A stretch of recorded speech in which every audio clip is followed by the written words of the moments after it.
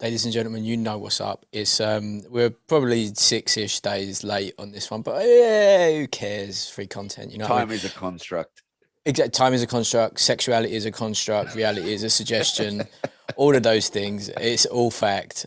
Support for this podcast is brought to you by xbrain.co.uk. Oh, Enter promo code. I'm switching it up, keeping it diverse and keeping it mixed. Enter promo code Fighting Words to save 30% off any and all X-Brain related products at checkout. And of course, and always, support for this podcast is brought to you by Market Squawk, powered by Live Squawk. Squawk away. For all of your on-demand data needs, if you are getting absolutely and utterly battered in the ring piece by your crypto portfolio at the moment, if you are potentially getting rinsed by the NASDAQ at the minute, well, Market Squawk and Live Squawk will be able to tell you how badly you're being rinsed because of all the low latency. Getting rinsed so much, I don't even have sleeves anymore. Can't afford sleeves. No, you can't sleeves. I mean, you are so Cobra Kai right now. Bro, you are so Cobra Kai. Guys, before we dump into all of the fights, not jump, but dump, because there's a lot to unpack. Your boys have been on a tear on the old YouTube subs.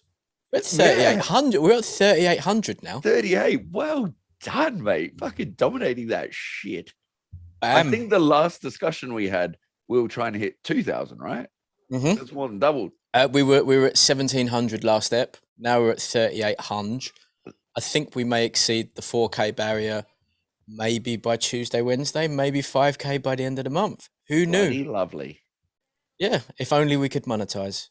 And on that note, if you guys could, leave all of your devices just playing our stuff, that would be great. Like, rate, review, subscribe, leave a 5-star. Houses, leave our content going, Do you see that one person who stole a lawnmower, but he mowed the lawn first? Yeah. I mean, that's a good person. He can come back. I love the guy that broke into the glue factory. Like, why you break into a glue factory already is just what astounding. Is it? Like, where do you Maybe see it's a a glue factory factory that also did glue. Either way, he stuck himself to the floor. I found that amazing. They found him the next day, just like incredible. Yeah. Legend. Why would you? I mean, he's probably just gone like, this is the honeypot. I'm just gonna have a little roll around. I mean, I don't know what it was like in Oz, but in the UK, when you do DT, you get a lot of PVA glue, and there's always this like overwhelming desire to stick your hands together and just peel it off. Watch go. Yep. Yeah. You did that too. I'm glad. And maybe we were both in special school. But maybe you just went like a hyper version of that. Bless him. Mate, I love it. There's a video on like the dumbest criminals, and 1, 2, he would just routinely throw rocks through like this window. So the shop owner got fucked off and bought one of them perspex things and installed a CCTV. And there's an epic video of him just punting it and it rebounding back on him. I was like, that's pretty good karma, to be fair. Like that's law enforcement, karma. How it should be done. Yeah, that's the universal law, right? That's it right there, guys. Let's hold on, patreon.com, Fighting Words. What you see around you in the moving animations and stuff will all be there. Patreon.com, Twitter. We don't use Twitter. I don't really understand Twitter. You've got a new fancy Linktree thing going on. Yeah. Yeah. Why not? Put all of your stuff in there. It's got everything on there. Like, you've got the lot on there. Subscribe to Ian Streets' YouTube channel. He puts a load of stuff up there. If you aren't following him on Instagram, definitely do that. If he's not shanking up a Bob punching doll with curved knives. Where did you get curly knives? Current bits are where it's at, bro. They're the new weapon I'm playing with. Loving it. Curved knives, sickles. Yeah. Jesus. Yeah. Should we say congratulations to Too Sharp, Too Handsome, Too Strong, Too Fast, 2-time British champion, Denzel Bentley. Congrats to Denz. Like, we will have him back, but he needs to let himself just chill for a bit and just relax. Linus, absolute legend of a man, absolutely beautiful human, and he fought his heart out. That was I mean, listen, I like a word, and that was, we knew before that fight that it was a quintessential British title fight. There is no other, that is a perfect British title fight. You have two guys around the same level, same ability. It was always going to be a great fight, and it was a great fight. Fuck yeah. And the way both of them conducted themselves before, during, and post. After. Yep. Beautiful. Like That's what absolutely you want to see. wonderful. Take note, motherfuckers. That's how it's done, because it doesn't take away from the fight.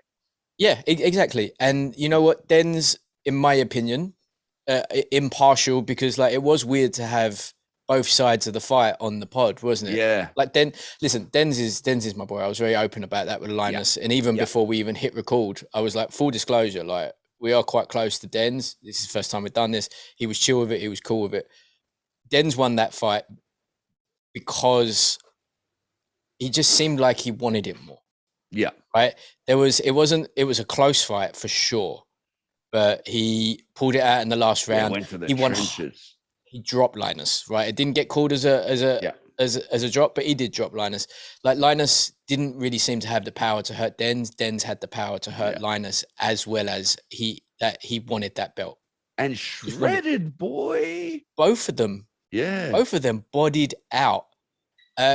Great fight. Let's be honest. Indigo is a shit venue for fights. It really is, right? It's an okay venue for music. It's a weird venue for fights.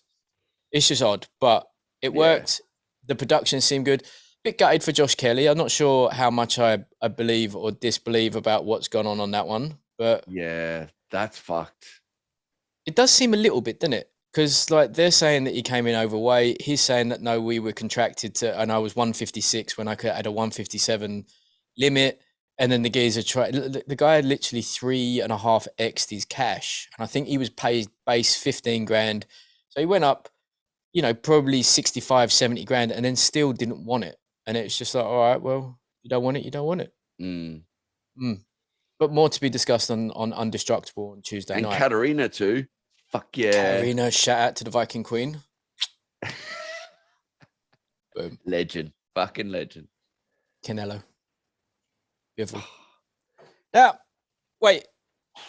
We said 9-3, 8-4, and maybe a naughty decision flies out. And hey, let's be real.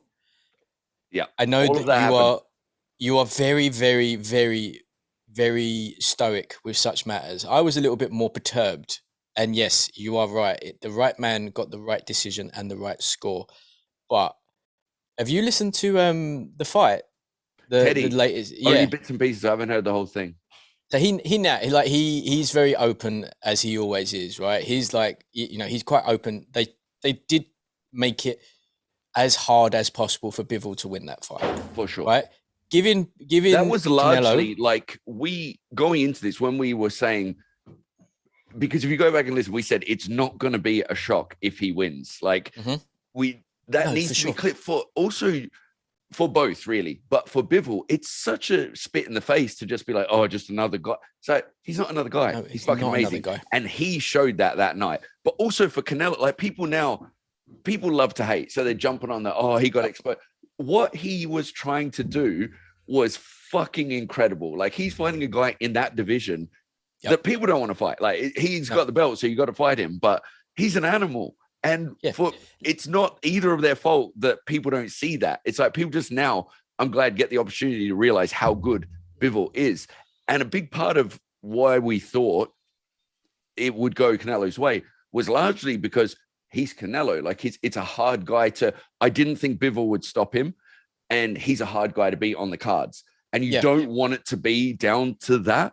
But you can't, in reality, say that doesn't play. It's always going to be a part. I'll be honest, I'm an Aussie. We're worse than here for decisions. So I'm worried about that with the Kambosos Haney fight. Like you don't want it to come down to that sort of stuff, but the reality of the situation is that's what boxing is. It can, and it does. And like giving Canelo all 4 of the first rounds, right? That as Mr. Atlas described as basically loading it. So if anything happens with a cut or an elbow or a head clash or anything like that, that immediately gears it up to the top dog. Now look, this is not Canelo's fault.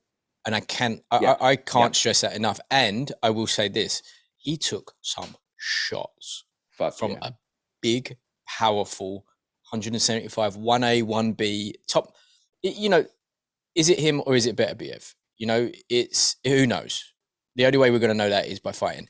Now, Canelo could have, I don't want to be disrespectful to Joe Smith, Joe Smith is probably the weakest of the three champions. However, he does have more power and he is more dangerous maybe than Bivol.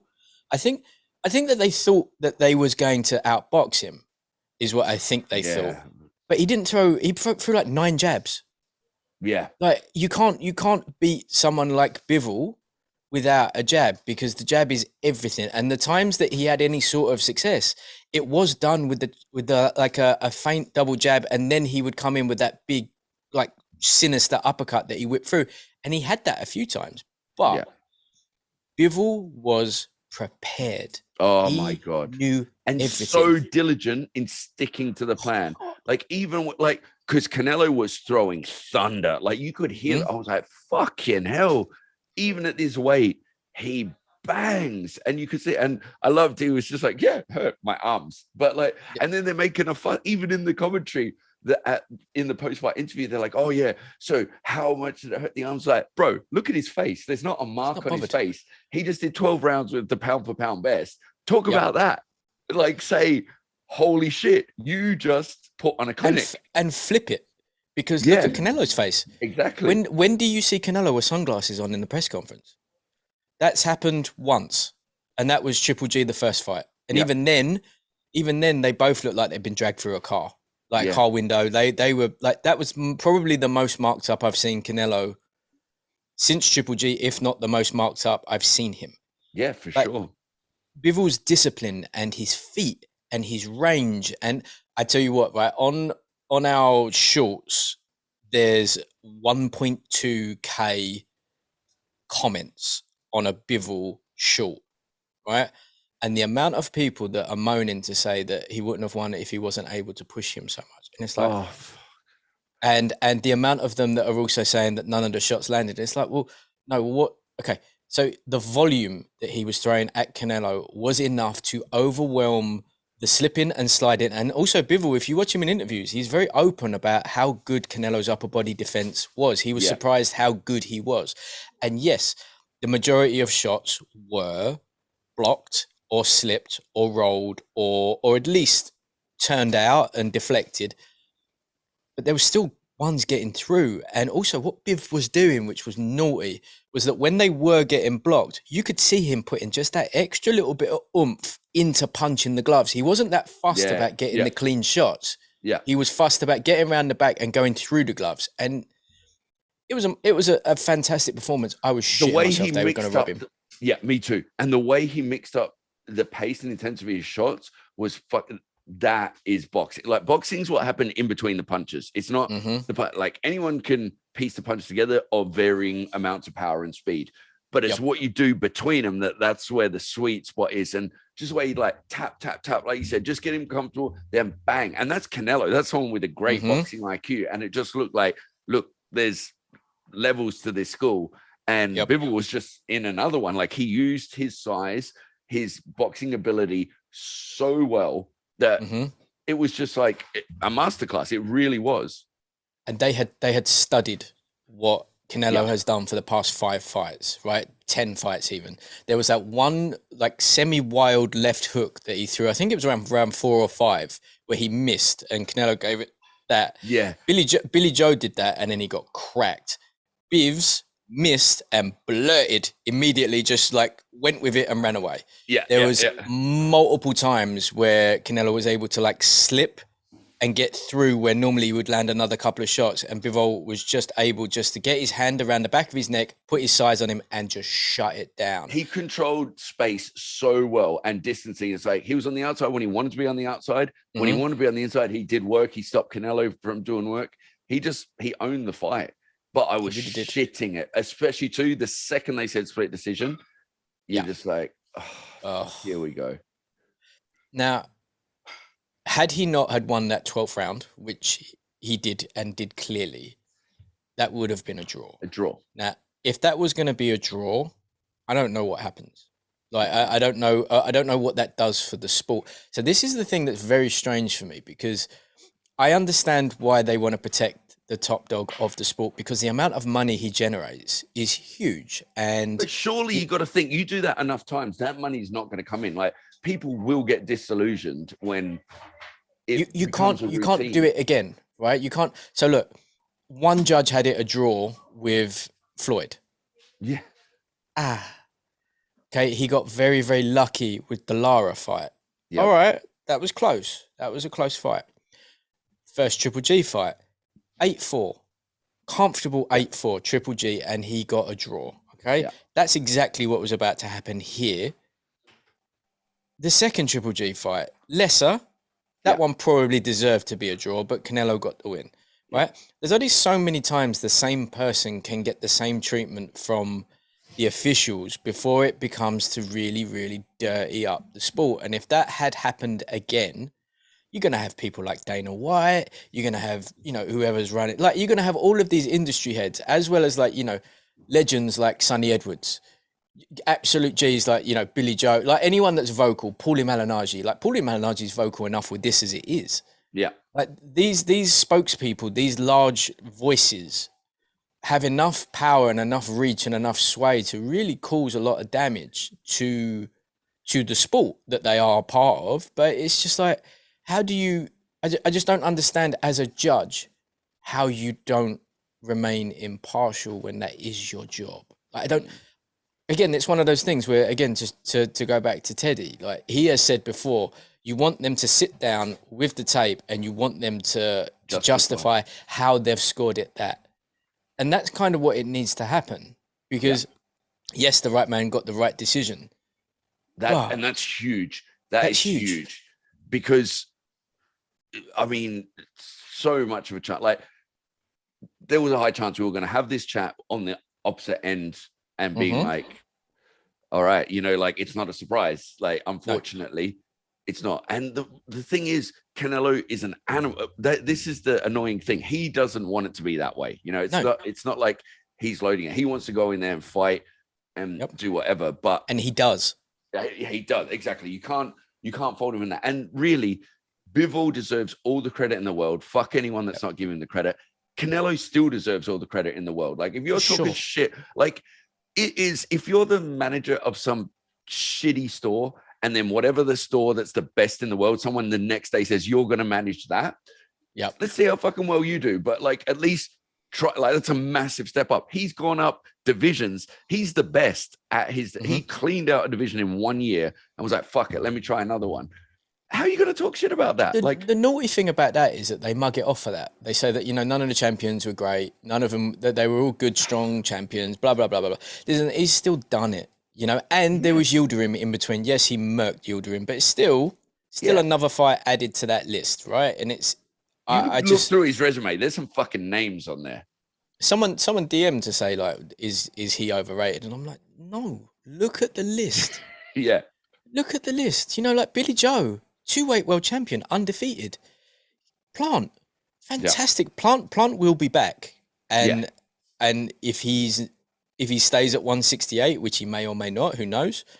He causes problems at 175. He causes problems at 168. You know, like Callum Smith, he's already gone up to 175. They've got him ranked as like top 2 in division. It's like, hold on a minute, he's had one fight. Relax. You know, it's a very fickle sport, right? And at least for our side of things, despite it, I feel that we try and stay very, very even with it. Yeah. Right? You know, it's a tough one. And unless you've been a guest, then we're ride or die. Ride or die with the guests until they fight. And then it's the one that I've got the phone numbers of. But no, it was a great fight. It was really enjoyable. I am very interested to see if they do activate the rematch and if Bivol does actually say, I'll do 168.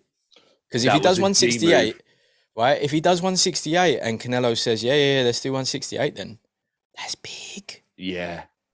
That's big. And also, hey, is he a victim of a vegan diet? Because apparently he's vegan. Didn't help. I mean, it didn't help, but also it doesn't help having a bigger, it's like you got a bigger guy that knows how to use their weight, leading and pushing. That's tiring. You're throwing 100% power, getting behind on scorecards. So you're anxious. Your heart rate is going up. You're loading up on the shots. Yep. And this is what like a broken record. I always say about Floyd, they say how much better he gets as the fight goes on. I'm not denying that. That is the case. He's a mutant. But also, the opponents get so frustrated, like trying to punch smoke, that they load up more and more, and they just make it easier for him to see. So, like, yeah, he is getting, but it's also easier for him to see what's coming because you get behind on the cards. And Canelo had to have felt that, like, yeah, for sure. He, I mean, it seems like they got that they got it wrong, right? The Reynosos and Team Canelo. It seems like they got it wrong with this one. They went in with a sort of half Callum Smith strategy, half Plant strategy, and it just didn't work. And even the arm punches. Said that he won a 8-foot, like that was just. I liked when he was like, you know, these things happen, but leave it at that. Don't do the whole. It wasn't the case. Yeah, I mean, look, he's taking his second L. No one cares. But again, this is the thing. I think this is the thing that's going to be very prevalent when you see the number one in all of the sport take a loss. Come back. It means nothing. We've seen him lose before. Yeah. Right? Unless you're a character like Floyd. Yeah. If Floyd had lost, it would have been the end. Right? Yeah. He had mustered up so much hate that it would have just been done. It was like the Prince Nazim effect, right? The second he took an L, it was never the same. You know, like even Hatton. Like Hatton was so loved. He takes an L and everyone's still chanting and singing the songs. Yeah. It's good. I'm very interested to see what happens next. Big. The undercard was good as well. Montana looked good. Castro, aka Elon Musk's love child, looked well. I'm not gonna lie, I fell asleep. I thought, you know what? I've been having problems sleeping lately. So I was like, I wake up at about 2:30 most nights. So I was like, you know what? If I wake up at 2:30, I'm just gonna bung on DAZN. It's gonna be all right. Fell asleep. Woke up 2:30, 2:38 to be exact. Bosh, DAZN. All right, okay. We're having a little bit of Castro. Sick. Montana loves walking out. All right, cool. I like Montana. Yeah. Round nine main event. Oh, I suppose I'll stay up for this one then. Yeah. Shout out to DAZN on the on demand. Yeah, the next day. Great success. Did you I don't know. I don't really remember what's gone on since then. Oh, Nan kick. How serious is it? Like, that was the most emphatic, epic. Like, that UFC was good. I mean, the Rose fight was gash, right? Yeah. Oliveira, I'm not going to lie. Shogun OSP2 was not. I didn't even watch Shogun. I can't watch it. I like Shogun so much. Shogun used to be like my password for most things with a 0. I love Shogun. I can't watch him doing this anymore. Yeah. Right? Out. Oliveira, G. Gaethje, G. Fergs, G. Chandler. You know Daddy loves Chandler. I love Iron Mike. Now, it was just like an unnecessary fucking toe punt, wasn't it? It really was. And they've done Fergs dirty because all of those caption pictures of they've given it the Frankie Edgar. Yeah, he looks like a 75-year-old Mr. Potato Head in those things. Like, it's savage. What a kick! What a fucking kick! Where did that come from? It was just literally football hooligan stuff. It was just Yid Army kick, bosh, have that. And you know what? How long does Chandler go on for?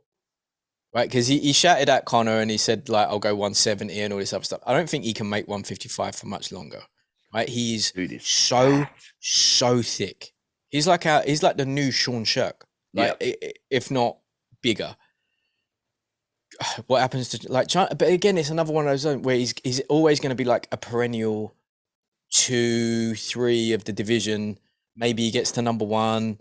Not sure he beats Oliveira. I mean, Oliveira, like, what a man. Bro, his last like 3-4 fights, you look at the people he's fought and he's beat them all in less than 1 5-round fight. Like, it's nuts. I mean, it's just, and that listen, he's one of them ones where you can watch the ground game with Oliveira and it's actually fun to watch because he's so dynamic with it and he's always on the attack and it's just. Bro, that's the thing with Tony too. Like, you get Tony on the back, them elbows from the bottom are like, oh, fuck.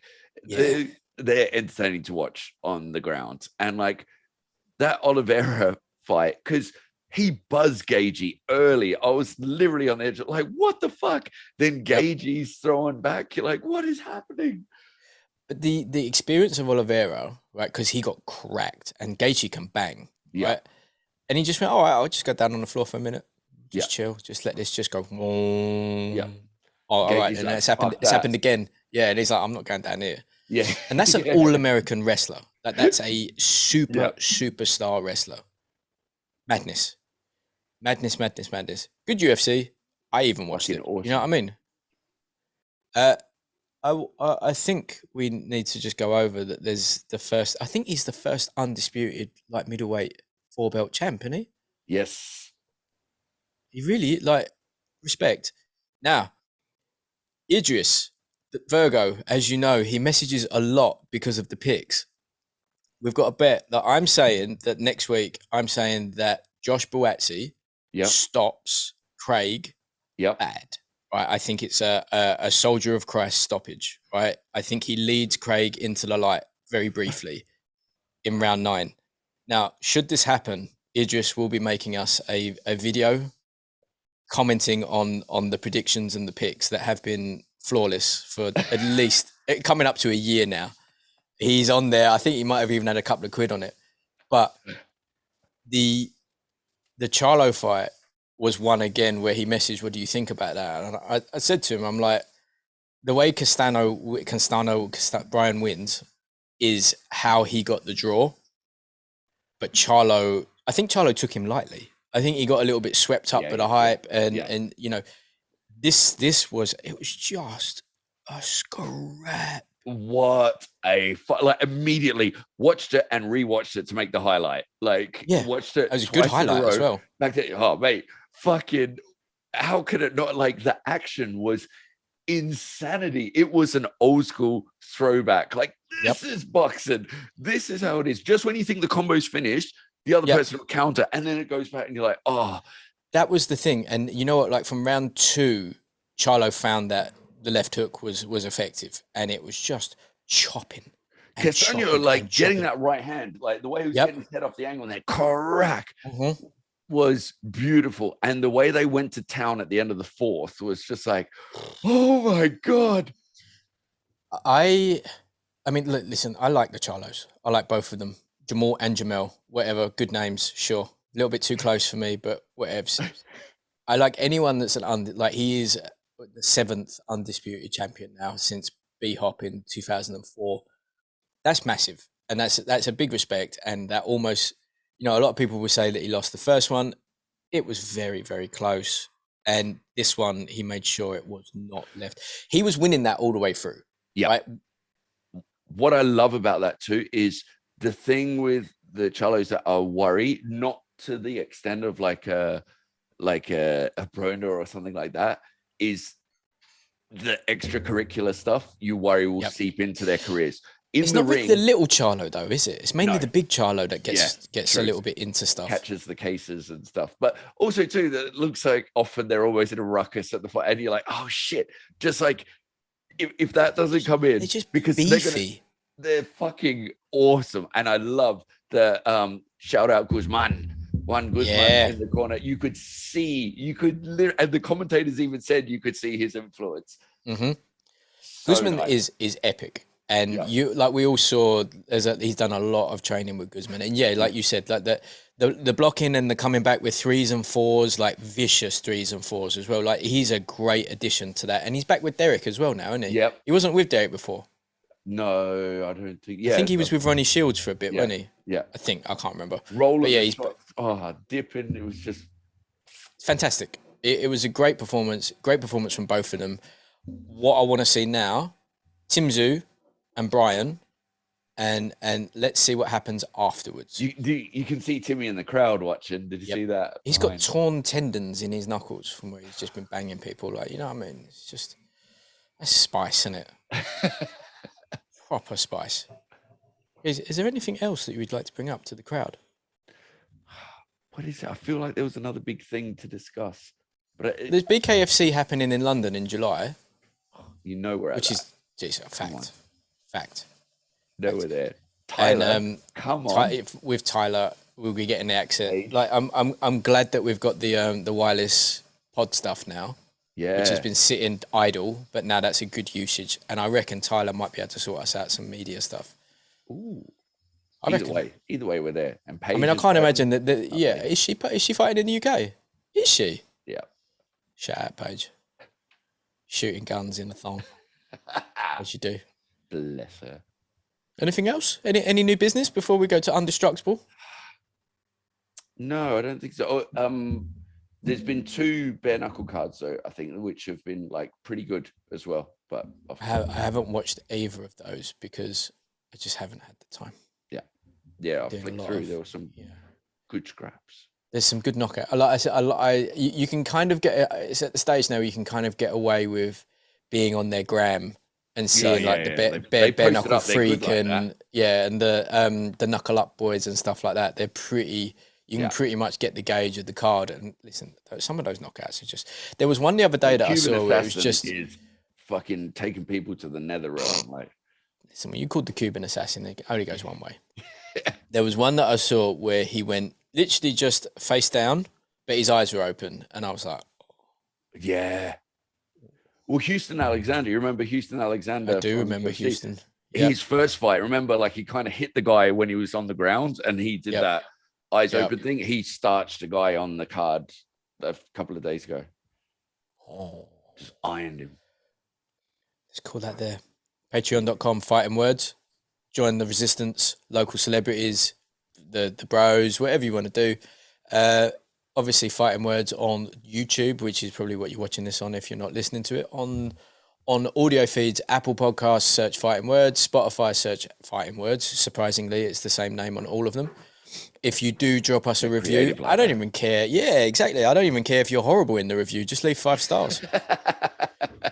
You know what I mean? The 5 stars, it just helps. And, you know, growth is finally happening again.